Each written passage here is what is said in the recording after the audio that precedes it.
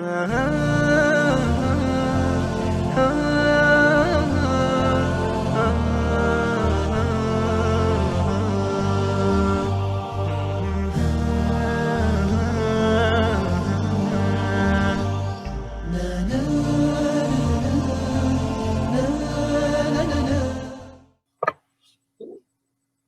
वालेकुम वरहमतुल्लाहि वबरकातुह। इंशाल्लाह आज के पॉडकास्ट में जो हमारे गेस्ट हैं वो बहुत अरसे से कुरान के दाई रह चुके हैं, कुरान के टीचर रह चुके हैं, कुरान को सीखने और सिखाने वालों में से रह चुके हैं, और उनके आज हमने सिर्फ एक्सपीरियंसेस से कुछ लर्न करना है। इंशाल्लाह आज का टॉपिक है इम्पोर्टेंस ऑफ द कुरान। तो साकिब भाई इंशाल्लाह हमें लेके चलेंगे जो एक कुरान की इम्पोर्टेंस है, जो हमारे ऊपर हुकूक हैं, जो कुरान हमसे डिमांड करते हैं हमारी इनफरादी और इज्तिमाई ज़िंदगी के अंदर। तो इंशाल्लाह इसको विदाउट फर्दर अडू हम लोग इंशाल्लाह इसको स्टार्ट करते हैं। अस्सलाम वालेकुम साकिब भाई। वालेकुम अस्सलाम वरहमतुल्लाहि वबरकातुह। साकिब भाई, इंट्रोडक्शन में मैं आपसे सिर्फ ये चीज़ पूछना चाहूँगा कि आप मुझे बताएं कि कुरान की बेसिकली डेफिनेशन क्या है, कुरान है क्या चीज़? बिस्मिल्लाहिर्रहमानिर्रहीम। कुरान हकीम के हवाले से जब हम बात करते हैं तो हम जानते हैं कि कुरान हकीम अल्लाह का कलाम है। यानी हम अकीदे की बहस में जब इस चीज़ को पढ़ते हैं और इसकी डेफिनेशन को जानने की कोशिश करते हैं तो हम ये जानते हैं कि हर वो शय यानी वो वही की सूरत में नाजिल होने वाली शय जो कि अल्लाह तबारक व तआला के ज़रिए से एक रसूल मलिक यानी हज़रत जिब्राइल अलैहिस्सलाम और फिर उनके ज़रिए से ख़ास तौर पर मुहम्मदुर रसूलुल्लाह सल्लल्लाहु अलैहि वसल्लम जो कि एक आखिरी रसूल हैं, उन पर नाजिल होने वाला अल्लाह का कलाम कुरान कहलाता है। यानी इसका मतलब ये है कि इससे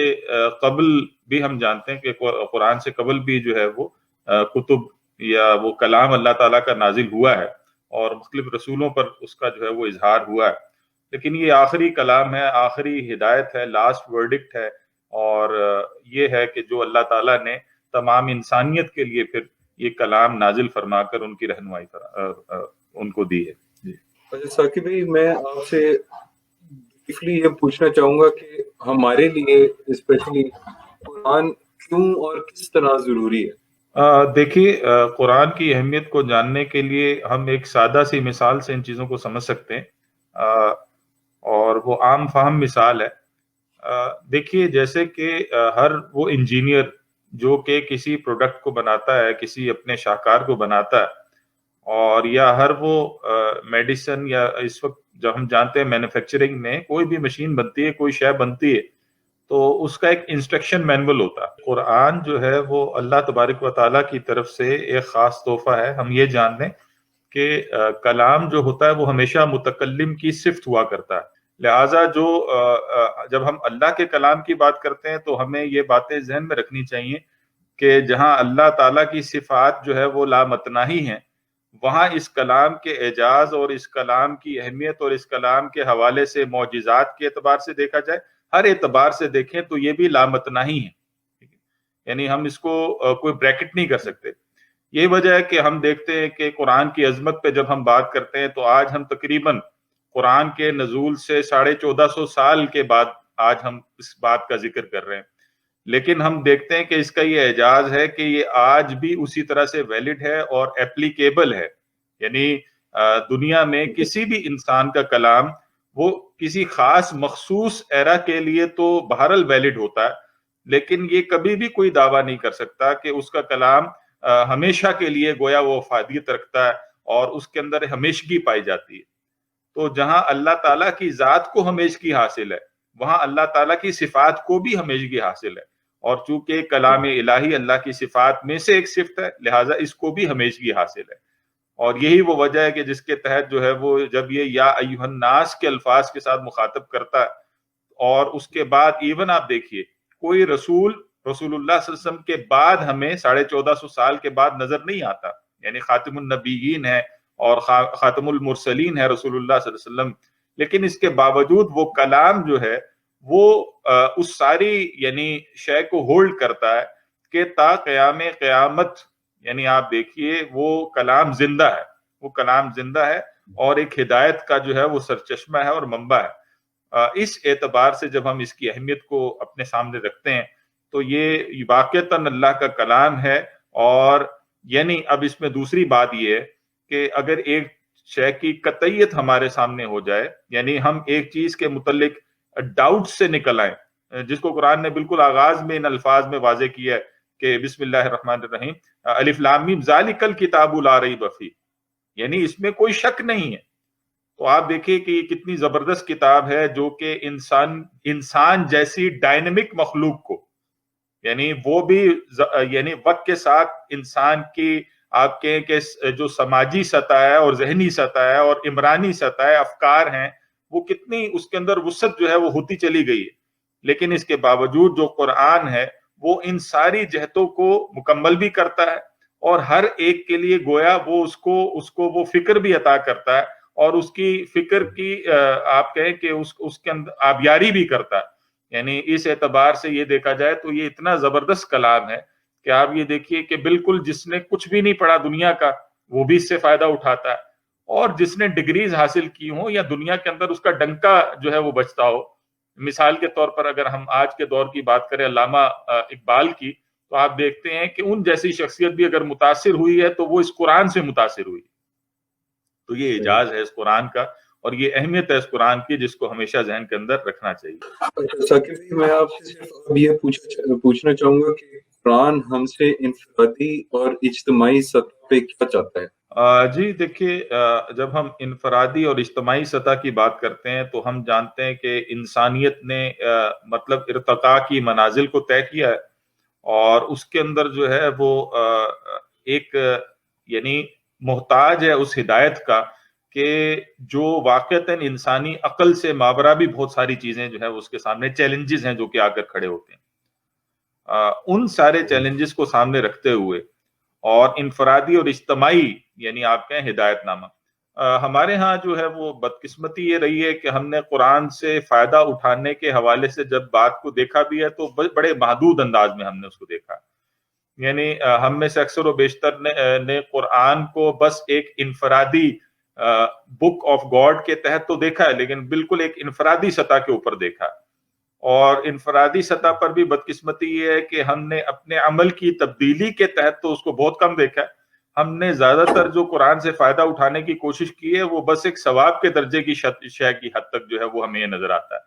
لہٰذا ہمارے ہاں اکثر و بیشتر آپ یہ دیکھتے ہیں کہ قرآن سے اگر کسی کا تعلق قائم بھی ہوا ہے تو وہ اکثر و بیشتر جو ہے وہ آپ دیکھ لیجئے کہ اس کا تعلق بس اس حد تک محدود رہا ہے کہ وہ قرآن کی تلاوت کرتا آپ کو نظر آتا ہے. لیکن یہ کہ کیا یہ قرآن اس کی زندگی کو بدل بھی پایا ہے اور اس کے اندر کوئی تبدیلی بھی لا پایا ہے، یہ جو ہے وہ آپ کو بہت کم نظر آئے گا. اور اس سے اوپر کی جو سوچ ہے وہ تو خیر ناپید ہی سی ہو گئی ہے. یعنی جب ہم اجتماعی سطح کی بات کرتے ہیں، ہم جانتے ہیں کہ آج جدید اصطلاح میں جب ہم بات کرتے ہیں تو کوئی بھی جو ریاست اور معاشرہ ہے وہ ہم اس کو کہتے ہیں socio economic politico economic system. یعنی اسلام جو ہے وہ سوشل، یعنی ہم دنیا کے اندر جو دیکھتے ہیں کوئی بھی اجتماعیت جو وجود پاتی ہے اس کا ایک سوشل سسٹم ہوتا ہے، پھر ایک اس کا جو ہے وہ پولیٹیکل سسٹم ہوتا ہے، ایک اس کا اکنامک سسٹم ہوتا ہے. اب یہ سسٹمز ہیں، ان سب کے لیے جب ہم دیکھتے ہیں تو اس جگہ بھی کیا قرآن کوئی ہدایت دیتا ہے؟ انفارچونیٹلی ہم دنیا کے یعنی 60 سے اوپر کے ممالک ہیں جو کہ اس وقت مسلمان ہیں، لیکن اس کے باوجود قرآن کی یہ اہمیت ہم پر واضح نہیں ہے، یا یہ کہنا چاہیے کہ بحیثیت مجموعی ہم نے اس کو وہ درجہ نہیں دیا کہ ہماری اجتماعی زندگی میں اگر کوئی لیڈنگ رول ہو تو وہ قرآن کا رول ہو. یعنی اگر ہم خود پاکستان کی بھی بات اٹھا کر دیکھیں کہ جس کو تو ہم نے کہا یہ تھا، حاصل اس بنیاد پہ کیا تھا کہ پاکستان کا مطلب کیا، لا الہ الا اللہ. لیکن آج آپ دیکھ لیجئے کہ 70 سال گزر چکے، لیکن یہاں پر بے شک ہمارے دستور میں لکھی ہوئی چیزیں تو موجود ہیں، ٹھیک کہ کوئی لیجسلیشن، کوئی قانون سازی جو ہے وہ قرآن اور سنت کے اگینسٹ نہیں ہو سکتی، لیکن کتنی ہی اکثر و بیشتر یعنی کتنی ہی چیزیں ایسی ہیں جس کو ہم خلاف قرآن جو ہے وہ خلاف سنت ہم اس کی ترویج دیکھتے ہیں، اس کے متعلق جو ہے قوانین ملک کے اندر بنے ہوئے دیکھتے ہیں. بہت ساری صورتوں میں برٹش لا ہے جو کہ آج بھی فالو ہو رہا ہے، وہ جو قرآنی شریعت ہے وہ تو کہیں فالو نہیں ہو رہی. اس اعتبار سے دیکھا جائے تو ایک یعنی پرسپیکٹو میں ہم کہہ سکتے ہیں کہ ہم نے زبانی کلامی تو کہہ دیا ہے کہ یہ ہمارے انفرادی اور خاص طور پر اجتماعی یعنی اس کے لیے کوئی ہدایت رکھتا ہے، لیکن ان پرنسپل مطلب آپ دیکھیں اور پریکٹیکلی ہم گراؤنڈ ریئلٹی کو اٹھا کر دیکھیں تو ہم اس کو یوں نہیں مانتے. یہ بڑی اسٹیٹمنٹ ہے، لیکن چلیں اس کو ایک اور مثال کے سامنے آپ کے سامنے رکھ دیتا ہوں. آپ دیکھیے کہ قرآن نے اس بات کو واضح کیا ہے کہ جو بھی اجتماعی نظام اگر سود پر مشتمل ہوگا معیشت کے اعتبار سے تو اللہ اور اس کے رسول کی جنگ کے ساتھ کھڑا. لیکن آج کون سا ایک بھی اسلامی ملک ہے جو کہ اس جنگ سے جو ہے وہ باہر نکل کر کھڑا ہوتا ہو؟ یعنی اس ایک شے کو بھی اٹھا کر دیکھیں تو اتنی بدقسمتی ہے. اور بلکہ ہم آرگیومنٹس جو ہے وہ ڈیولپ کرتے ہیں، یعنی خود مسلمان دانشور جو ہے وہ آرگیومنٹس ڈیولپ کرتے ہیں کہ بھائی یا تو ہم کوئی چور دروازے نکالنے کی کوشش کرتے ہیں کہ یہ ربا ہے، یہ ربا نہیں ہے، یعنی ربا سے باہر نکالنے کے لیے، سود سے باہر نکالنے کے لیے یا گفتگو ہوتی ہے، یا بدقسمتی سے یہ باتیں بھی ہوا کرتی ہیں کہ آج جو ہے وہ سود کے بغیر چل کیسے سکتی ہے کوئی معیشت. یعنی اب یہ بھی گویا ڈیبیٹ ہوگی کہ سود کے بغیر ہم ایگزسٹ کیسے کریں گے. ہمیں اس کی فکر نہیں ہے کہ قرآن اللہ کا کلام ہوتے ہوئے اللہ کہتا ہے کہ اللہ اور اس کے رسول کی جنگ آ کر کھڑی ہوتی ہے، لیکن یہ کہ ہم اس میں لگے ہوئے ہیں. پھر ہمارے معاشرتی نظام کا آپ حال دیکھ لیجئے، یعنی اس پر جو غالب تہذیب ہے وہ بے حیائی پر مشتمل تہذیب ہے اور حیا کا جنازہ نکلا ہوا ہے. قرآنی احکامات میں سے ایک حکم جو ہے وہ سیگریگیشن آف سیکسز کا ہے. وہ جو ہے وہ ایک عورت کو پروڈکٹ نہیں بناتا بلکہ اس کو جو ہے وہ اس کی حیثیت دیتا ہے. لیکن انفارچونیٹلی آج اسلامی معاشرے ہی ہیں جن کے اندر جو ہے وہ ہم دیکھتے ہیں کہ جو عورت کو ہم نے بنا چھوڑا ہے اس میں اور یورپ میں کی تہذیب میں تو کوئی فرق نہیں ہے. تو آج آپ کو بدقسمتی سے قرآن نہ تو آپ کی جو ہے وہ اجتماعی زندگی میں کہیں کھڑا نظر آتا ہے. میں نے دو مثالیں تو دی ہیں آپ کو، یعنی معاشرتی زندگی سے بھی دی ہے، پردے کی بھی آپ بات کر لیجئے. پردہ قرآن کا جو ہے باقاعدہ احکام کے اندر اس کا شمار ہوتا ہے، لیکن آپ ہمارے گھروں کے اندر دیکھ لیجئے کہ پردہ کس قدر اس کی ترویج ہے. جوائنٹ فیملی سسٹمز ہیں اور اس میں جو ہے وہ احساس نہیں ہے اس چیز کا کہ اللہ کا حکم جو ہے وہ مستقل ٹوٹ رہا ہے. قرآن کی تعلیمات ہیں جو کہ ٹوٹ رہی ہیں. یہ کسی مفتی کا فتویٰ تو نہیں ہے، تو قرآن کی تعلیمات ہیں، ڈائریکٹ تعلیمات ہیں جو کہ ٹوٹ رہی ہیں. اور پھر اللہ رحم فرمائے کہ ہمارے ملک کے اندر کس کس طرح کے جو ہے واقعات پیش آتے ہیں. پچھلے کچھ عرصے میں جو آپ نے موٹر وے پہ دیکھا واقعہ، یا یہ کہ ہمارے جو ہے وہ مطلب اب تو چھوٹی چھوٹی بچیاں بھی ان کی عزتیں محفوظ نہیں. ہمارے جو ڈرامے ہیں، فلمیں، وہ اس کی ترویج کر رہے ہیں. اور یعنی مجھے تو بڑی حیرت ہوتی ہے کہ ہمارے فنکار خود جو ہے وہ انہی ذریعوں سے اور مختلف طریقوں سے جو ہے وہ گویا اس طرف جو ہے وہ ہانک رہے ہیں قوم کو، اور اس کو جو ہے وہ اللہ کا شکر بھی ادا کرتے ہیں کہ جی ہمارا ڈرامہ بڑا ہٹ گیا، فلاں چیز بڑی ہٹ گئی. اور جب معاشرے کے اندر اس کے نیگیٹو امپیکٹس ہوتے ہیں تو پھر جو ہے وہ پھر واویلا بھی سب سے یعنی مچانے میں جو ہے وہ مچاتے ہیں کہ بھئی یہ کیا ہو رہا. تو یہ ہے اس تہذیب کے اندر جو ہے وہ قرآن، یعنی قرآن سے آری تہذیب. اور ایک اگر آخری شے کے حساب سے دیکھا جائے وہ تو بہت بڑی ہے نا، پولیٹیکل سطح کے اوپر اللہ تعالیٰ جو ہے وہ حاکم ہے. ان الحکم الا للہ، اسی کا حکم جو ہے سب سے زیادہ مانا جانا چاہیے. آج آپ دیکھ لیجئے اللہ کے احکامات کی جو یعنی دھجیاں ہم بکھیر رہے ہیں، اور یہی وہ نتائج ہیں جس کا خمیازہ جو ہے وہ آج ہم بھگت رہے ہیں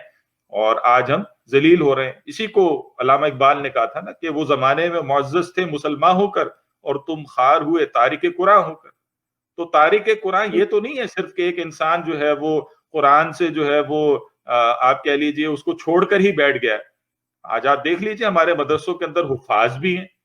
ہمارے مدرسوں سے جو ہے وہ 8-8 سال کے علماء بھی نکلتے ہیں، اور ہمارے مختلف مسالک کے اندر جو ہے وہ بہرحال مطلب بہت بڑی بڑی قداور شخصیات آپ کو نظر آئیں گی. لیکن کیا کیجئے کہ اصل میں اگر کوئی غربت کا شکار ہے اور غریبی کا شکار ہے تو وہ تو قرآن ہے. اجنبیت تو اگر کسی کو حاصل ہے وہ تو قرآن کو حاصل ہے. اور ہمارے ممبر و محراب سے کتنی دفعہ ایسا ہوتا ہے کہ قرآن کی آواز اٹھی ہو، یعنی اکثر و بیشتر ہم نے قصے پکڑے ہوئے ہیں اور مختلف دوسری چیزیں تو پکڑی ہوئی ہیں. اور کتنی بڑی بڑی جماعتیں ایسی ہیں جو کہ مختلف اور چیزوں پر جو ہے وہ اپنا فوکس کیے بیٹھی ہیں، لیکن اگر کوئی صرف نظر ہوتا ہے کسی شے سے اور کوئی دوری ہے کسی چیز میں تو وہ تو بدقسمتی سے جو ہے وہ قرآن ہی ہے. اور اس چیز میں اس کی اہمیت کے حوالے سے یہ یاد رکھ لیجئے کہ قرآن اللہ تعالیٰ کا نہ صرف یہ کہ وہ فائنل ورڈکٹ ہے، بلکہ اگر آج امت مسلمہ وہ جو ہے وہ اپنا جو ہے وہ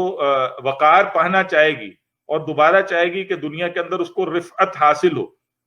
تو اس کا مقدر جو ہے وہ ڈائریکٹ اس چیز کے ساتھ کھڑا ہے کہ وہ قرآن کے ساتھ کتنی منسلک ہے۔ ہم چونکہ قرآن کی بات کر رہے ہیں اور اس کی اہمیت کو واضح کر رہے ہیں، تو اس میں انڈرسٹوڈ ہے سنت کی اہمیت بھی، ٹھیک ہے؟ یعنی اس ٹاپک کو اٹھانے میں خدا نہ خواستہ کوئی منکرین حدیث اس سے فائدہ نہ اٹھا لیں یا منکرین سنت اس سے فائدہ نہ اٹھا لیں۔ یہ ہمارا عقیدہ ہے اور یہ ہمارا بلیف ہے کہ ہم جب قرآن کی اہمیت کی بات کرتے ہیں تو اس کے اندر انڈرسٹوڈ ہوا کرتا ہے کہ سنت کی اور حدیث کی اہمیت بھی بالکل اسی طرح سے جو ہے وہ کھڑی موجود نظر آتی ہے۔ اچھا ثاقب بھائی، مجھے آپ یہ بتائیں کہ یہ جو ساری آپ نے گفتگو کی ہے کہ قرآن کو ہمیں اس طرح سمجھنا چاہیے اور اس طرح قرآن کو امپلیمنٹیشن ہونا چاہیے، تو اس کے لیے آپ مجھے تھوڑے سے پریکٹیکل سٹیپس بتائیں اور اپنے بھی کچھ اس کے بعد ایکسپیرینسز شیئر کریں جو آپ کے اس جدوجہد کے اندر اور اس کوشش کے اندر آپ کے رہے ہیں۔ جی مجھے ایک جو ہے وہ ورڈنگ یاد آ گئی ہے، اور وہ مولانا مودودی رحمۃ اللہ علیہ، ہم جانتے ہیں کہ وہ بہت بڑی کنٹریبیوشن ہے قرآن کے حوالے سے ان کی، اور انہوں نے اپنی تفہیم القرآن کے آغاز میں اس بات کو واضح کیا ہے کہ یہ جو قرآن ہے یہ ڈرائنگ روموں میں پڑھی جانے والی کتاب نہیں ہے، بلکہ یہ تو کتاب زندگی ہے، اور اس کا زندگی کے اندر اس کی امپلیمنٹیشن کے ساتھ یہ شے کھڑی۔ میں نے جس طرح ابھی پیچھے بھی جو بات کی اس میں یہ کہا کہ اس کو جب تک ہم اپنی اجتماعی زندگی کے اندر اس کے رول کو نہیں لے کر آئیں گے، بہرحال یہ قرآن اپنی عظمت کو جو ہے وہ اس کے عظمت کو ہم نے نہیں پہچانا، اپنی عظمت پہ وہ تو قائم ہی رہے گا۔ اس اعتبار سے دیکھیے جو دین نے یا قرآن ہی کے ذریعے سے ہمارے سامنے کچھ فرائض آتے ہیں، اور وہ اتنے، یعنی آپ سمجھیں کہ ان فرائض کے بغیر قرآن ہی کہتا ہے کہ نجات ممکن نہیں ہے۔ یعنی اگر میں بالکل اس کو لے مین لینگویج کے اندر اگر ٹرانسلیٹ کروں تو پہلا فرض جو ہم پر عائد ہوتا ہے وہ تو یہ ہے کہ ہم خود اللہ کے بندے بن جائیں۔ دوسرا فرض ہم پر یہ بھی عائد ہوتا ہے کہ اگر ہم اللہ کے بندے بنے ہیں تو ہم سے منسلک لوگ جو ہیں وہ بھی اللہ کے بندے بن جائیں۔ یعنی میں ظاہر سی بات ہے اجتماعیت کا حصہ ہوں نا، میں کسی پہاڑ پہ کسی کھو کے اندر تو نہیں موجود، کسی غار کے اندر تو موجود نہیں ہوں، میں اپنی فیملی سسٹم کا حصہ ہوں، میں ایک معاشرے کا حصہ ہوں۔ تو میرے ارد گرد میں جو میرے لوگ ہیں ان تک کس نے یہ دعوت پہنچانی ہے؟ یعنی اگر قرآن کی عظمت کا احساس مجھے ہوا ہے تو یہ ارد گرد میں اس کو پروپیگیٹ کرنا کس کا کام ہے؟ ٹھیک ہے، اور پروپیگیٹ کرنے کے اندر دو چیزیں بڑی اہم، ایک یہ کہ اپنی زبان سے اس کا اظہار کرنا، دعوت دینا، ابلاغ کرنا، تبلیغ کرنا، اور ایک یہ ہے کہ اپنے عمل سے اس کو جو ہے واضح کرنا کہ یہ جو دعوت میں دے رہا ہوں یہ واقعتاً قابل عمل دعوت ہے، یہ کوئی تھیوری نہیں ہے، یہ کوئی ڈوگما نہیں ہے، کوئی صرف اتنی چیز نہیں ہے کہ ایک انسان اس کے اندر الجھ کر رہ جائے، اور کوئی قصے کہانیاں نہیں ہے، بلکہ یہ ریالٹی ہے۔ اور پھر ایک آخری سطح یہ بھی ہے کہ بہرحال جس ریاست میں آپ رہتے ہیں وہاں پر قرآن کا نظام بھی تو ہونا چاہیے۔ یہ کس کا حکم ہے کہ چور کا ہاتھ کاٹو؟ یہ کس کا حکم ہے کہ قتل کا بدلہ قصاص ہے؟ یہ کس کا حکم، یہ کس نے حکم دیا ہے کہ جو شادی شدہ زانی ہے اس کی سزا سنگسار ہے اور جو غیر شادی شدہ ہے اس کے کوڑے؟ کس نے کہا ہے؟ کیا یہ قرآن کی آیات نہیں؟ کیا قرآن کے اندر یہ چیزیں واضح نہیں کی گئی؟ پھر جہاد ہے، اور پھر کتنی چیزیں ایسی ہیں جس کو انڈیویجول لیول پر ڈیل ہی نہیں کیا جا سکتا۔ تو جب تک وہ ریاست، وہ معاشرہ وجود نہیں پاتا بندہ قرآن کا، یعنی قرآن بندہ مومن جو کہلاتا ہے اور اس کا قرآن سے تعلق ہے، تو اس کی ذمہ داری بنتی ہے کہ وہ اس کام کو سر انجام دے کہ اپنے خارج میں وہ نظام قائم کرنے کے لیے تن من دھن جو ہے وہ لگائے۔ ہمارے ہاں یہ بھی ایک دعوت کا جو ہے وہ بعض لوگ جو ہے یا بعض جماعتیں یا بعض آپ کہیں کلبز یا کچھ لوگوں نے کوشش کی ہے اس حوالے سے کہ دعوت کا کام جو ہے وہ بہرحال اپنی اپنی جگہ پر کسی درجے میں ہوا، لیکن دعوت برائے دعوت تو کوئی شے نہیں ہے نا۔ یعنی آپ نے ایک بندے کو قرآن کے ساتھ جوڑ دیا تو بس اتنا کیا کیا آپ نے؟ یعنی قرآن جب تک کہ وہ آپ کی عملی زندگی کے اندر اجتماعی طور پر قائم ہو کر نہیں دکھاتا اپنی عظمت کو۔ میں اس کی مثال دے سکتا ہوں یہ شیخ احمد سرندی رحمۃ اللہ علیہ تھے، اور یہ جو تھے وہ ایک وقت میں انگریز نے ان کو گرفتار کر لیا، اور پھر یہ بھاگے بھی، بلکہ یہاں مالٹا میں یہ اسیر مالٹا بھی رہے ہیں، اور وہاں پر جو ہے وہ ایک وقت میں نظام انگڑائیاں کھا رہا تھا اور دوسرا نظام اس کی جگہ لینے کو تیار تھا،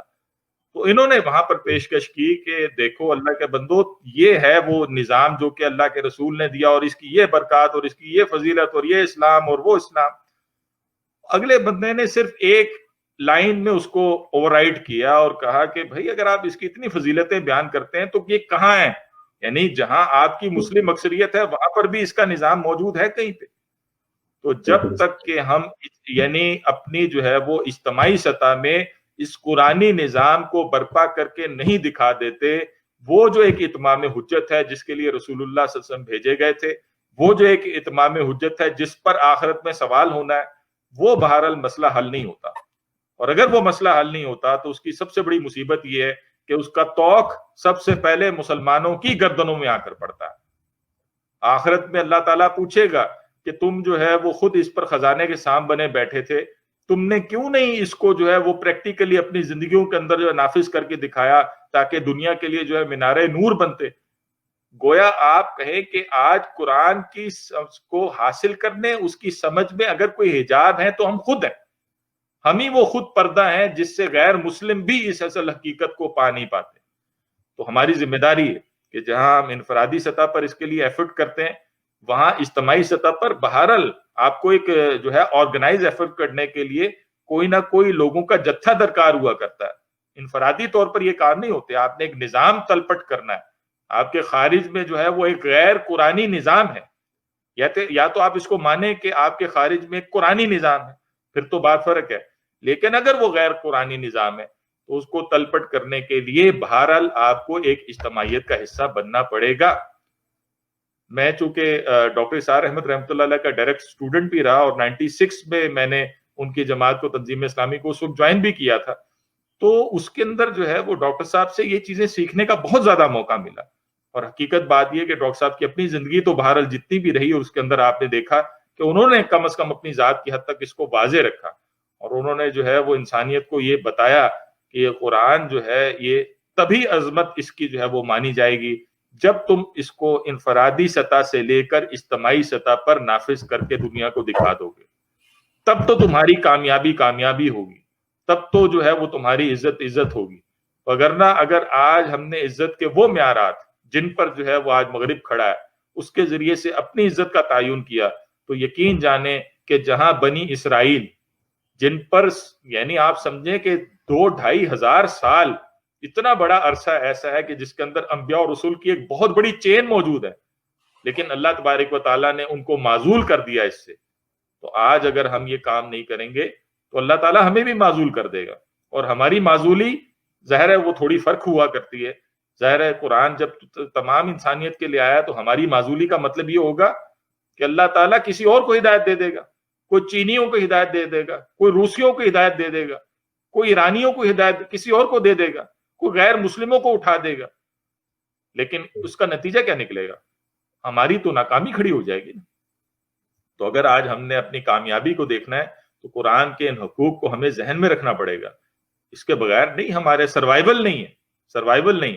اور آج جس ظلم کے نظام میں ہم رہتے ہیں، اس ظلم کے نظام کے خاتمے کی اگر کوئی دعوت دیتا ہے تو وہ قرآن دیتا ہے۔ اور اگر اس ظلم کا خاتمہ درکار ہے ہمیں، اور ہم خود بھی اور اپنی نسلوں کو جو ہے وہ یہ گویا اس ظلم سے نکالنا چاہتے ہیں، تو پھر ہمارے پاس سوائے اللہ کی اس رسی کو مضبوطی سے تھامنے کے کوئی دوسرا رستہ ہے ہی نہیں۔ یہ وہ چیز ہے جس کو جو ہے وہ قرآن کی اہمیت کے ساتھ ہمیں جاننے کی ضرورت ہے کہ اللہ کا کلام ہے، فائنل ورڈکٹ ہے، اور اس کے اندر کوئی شبہ نہیں ہے کہ انسانوں کی جو ہے وہ فلاح اسی میں ہے کہ وہ اس طرف اپنے آپ کو پھیریں۔ چلو ہم لوگ امید کرتے ہیں کہ جو سارے ویورز جو اس کو دیکھا جنہوں نے، وہ اس سے استفادہ حاصل کر سکتے ہیں اور اس سے بینیفٹ کر سکے ہوں گے۔ اور صرف دیکھیں، ہم لوگ بہت سے لیکچرز دیکھتے ہیں، کچھ لوگ ڈیلی بیسس پہ، کچھ ویکلی، منتھلی، اور کم از کم جمعے کا خطبہ، عید کا خطبہ تو لوگ سن لیتے ہیں، مگر جب ایک چیز ہمیں کلک کرتی ہے اور ہمارے پہ اللہ تعالیٰ کی طرف سے ایک حجت تمام ہو جاتی ہے، تو اصل ہمارا ٹیسٹ یہ ہے کہ ہم لوگ اس پہ کتنا عمل کرتے ہیں اور اس کو اپنی زندگیوں کا حصہ اور اپنے مائنڈ سیٹ کی تبدیلی کس طرح کر سکتے ہیں، وہ جو چیز ہم نے سنی ہے اس کے تحت. اور کیا ہم لوگ اس کو صرف سن لیتے ہیں، اس کو ہم لوگ فردر انویسٹیگیٹ کرتے ہیں، اس کے اوپر سرچ کرتے ہیں کہ یہ جو ہم نے چیز سنی ہے یہ اب پاسبل کس طرح ہے. ہم لوگ اگر ہم لوگوں کو ایک بات سمجھ میں آ گئی ہے تو اس کا آگے راہ عملی ہو کس طرح سکتی. تو انشاءاللہ امید ہے کہ سارے لوگ اس پہ آج تھوڑا تفکر کریں گے کہ اصل میں قرآن ہم سے درکار کیا کرتا ہے اور ہماری زندگی میں آنے کا اصل مقصد کیا صرف انفرادی سطح تک ہی محدود ہے یا اس کی کوئی اجتماعی سطح کے اوپر بھی ریکوائرمنٹس ہیں اور ہم سے کچھ رسپانسبلٹیز درکار. جزاک اللہ ثاقب بھائی. السلام علیکم ورحمۃ اللہ وبرکاتہ.